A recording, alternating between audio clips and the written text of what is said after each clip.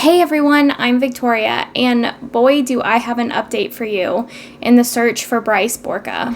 I've talked about Bryce several times now on my channel, both in missing persons profiles and in his own individual deep dive. Bryce went missing in the very early hours of the morning on October 30th, 2022. He was extremely intoxicated, and when he left to walk home from a friend's house, he went in the totally wrong direction from his apartment and got lost from there. If you want to hear the full details of Bryce's disappearance, I recommend going to the deep dive video that I made on him. I've linked it in the little card that should be up right now called Bryce's Disappearance.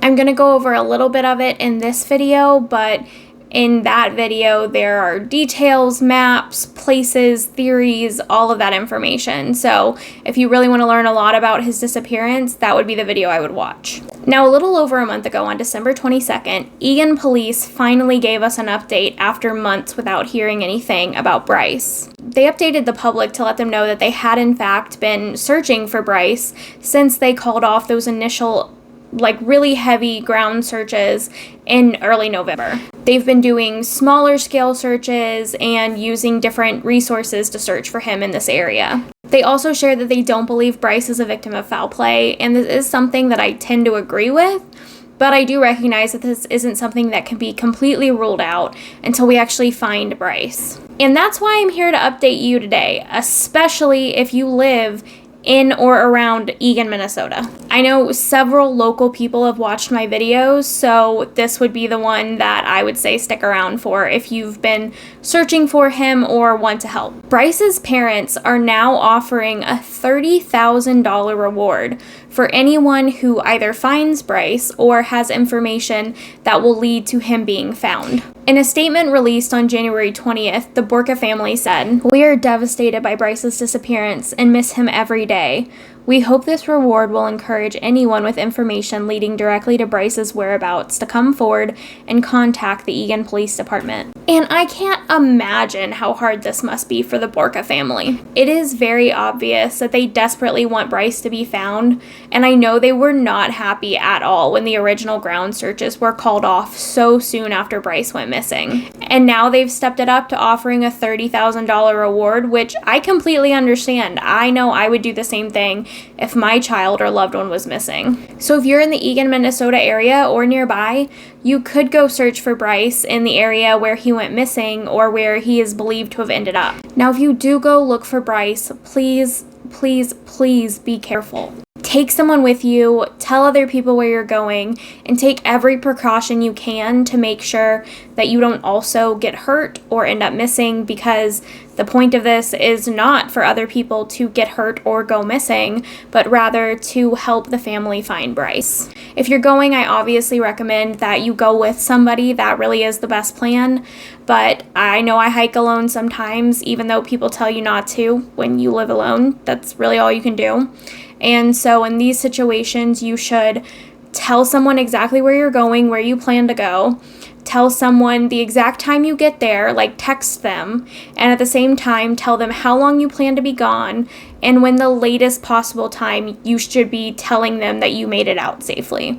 That's always what I do. I knew that I could hike a trail in about an hour, but I gave my family about a 2-hour window of if you don't hear from me by then, call the police because I'm at this park on this trailhead. So please be careful, stay in contact with people, and don't get yourself hurt or lost. And if you do go out looking, please keep in mind that police are probably still searching, and there may be things that they are doing out in this Fort Snelling area and the area next to Minnesota Highway 13. If you do run into them, don't interfere with anything they're doing, and if they ask you to leave, please do so. Don't get in trouble doing anything like this. And if something did happen to Bryce, such as foul play or an accident, maybe he got hit by a car by accident walking down the highway and someone tried to cover it up.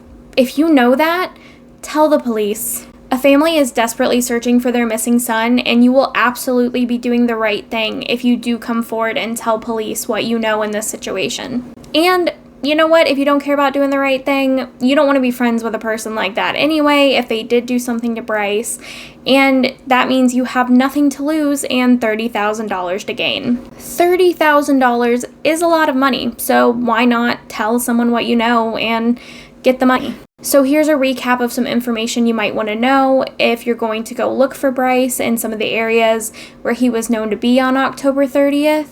Or if you do know information and you can just call it in and tell someone. First, if you have any information regarding what happened to Bryce or where he may be, call the Eagan Police Department at 651-675-5706. Second, Bryce was last seen wearing a patterned cardigan, a white shirt, black pants, a black tie, and black and white sneakers.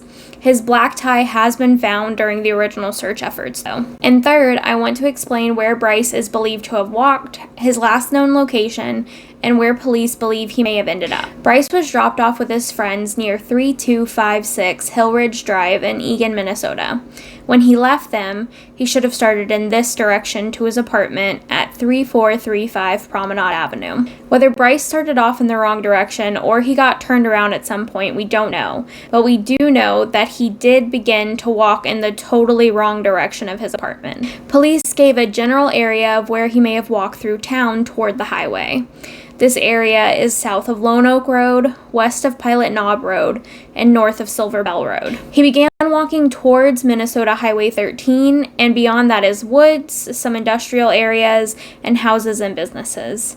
Even further beyond that is Fort Snelling State Park, where there are ponds, some steep drops, hikeable areas, bogs, and the Minnesota River. Bryce called his friends and told them that he was lost while he was in this wooded area next to Highway 13. His phone was dying, but he was able to send his location to his friends before it actually died. And the wooded area just past Highway 13 is where we know him to have last been located. Everywhere past this point seems to be where the searches are and have been taking place. I absolutely hate that Bryce has been missing for so long.